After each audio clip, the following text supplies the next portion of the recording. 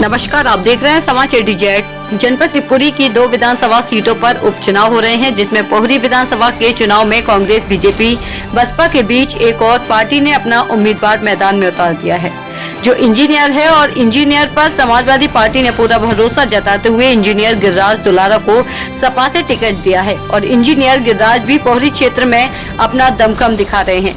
साथ ही गांव-गांव जाकर मतदाताओं से संपर्क कर उन्हें जिताने की अपील कर रहे हैं। वहीं क्षेत्र की जनता का इंजीनियर गिरिराज दुलारा को पूरा समर्थन मिल रहा है। समाज A-to-Z के लिए शिवपुरी से साबिर खान की रिपोर्ट।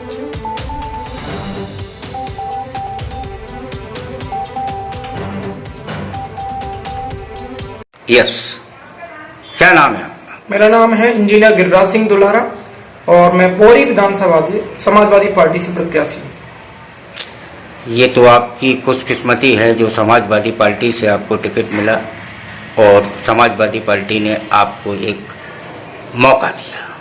सबसे पहले मैं बहुत बहुत आपका धन्यवाद और आभार व्यक्त करना चाहता हूँ कि आपने मुझे इस चैनल के माध्यम से मेरा इंटरव्यू लिया और मेरी बात आप लोगों तक पहुँचाएंगे। और मैं भी इस बात को मानता हूं कि मुझे इस एज में समाजवादी पार्टी ने सम्मानित किया और मेरी जीत उसी दिन हो गई थी जिस दिन मुझे समाजवादी पार्टी ने टिकट देकर मुझे सम्मानित किया। कई लोगों ने मुझ पर कई आरोप लगाए, लेकिन मैं अपनी बात पर अड़िग रहा और अड़िग रहूंगा और मैं लोगों को दिखाऊंगा कि युवा शक्ति क्या परिवर्तन ला सकती है इस देश के अंदर। बताना चाहेंगे आप चैनल के माध्यम से कि आप पे आरोप किस प्रकार के लगे? मुझ पर आरोप लगाए गए कि ये किसी व्यक्ति के द्वारा या किसी पार्टी विशेष के द्वारा भेजा गया व्यक्ति है। बीजेपी ने भी इस बात का आरोप लगाया, कांग्रेस ने भी आरोप लगाया, अन्य दल ने भी आरोप लगाए कि ये किसी व्यक्ति के द्वारा या किसी पार्टी के द्वारा भेजा गया व्यक्ति है। लेकिन मैं इस बात को कहना चाहूंगा कि मैं तुम्हारी तरह बिकाऊ नहीं हूं। मैं तुम्हारी तरह जिस तरह की तुम राजनीति करना चाहते हो, जिस तरह की तुमने राजनीति करने का काम किया है, वो राजनीति मैं नहीं करना चाहता हूं। मेरा उद्देश्य जो है केवल और केवल बदलाव की राजनीति करना है।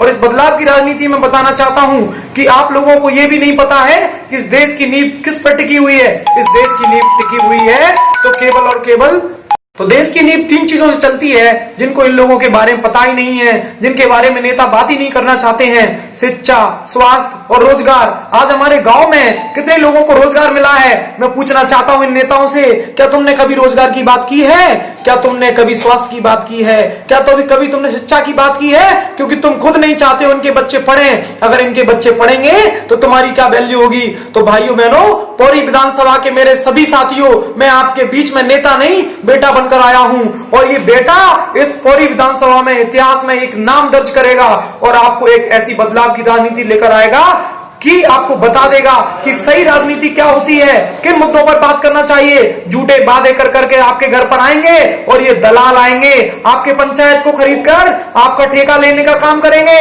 तो मेरा सबसे भाइयों से ये निवेदन है कि इन दलालों का बहिष्कार कर दो और इस बेटा को आशीर्वाद दे दो, जिससे मैं आपकी बात सदन तक पहुंचा सकूं।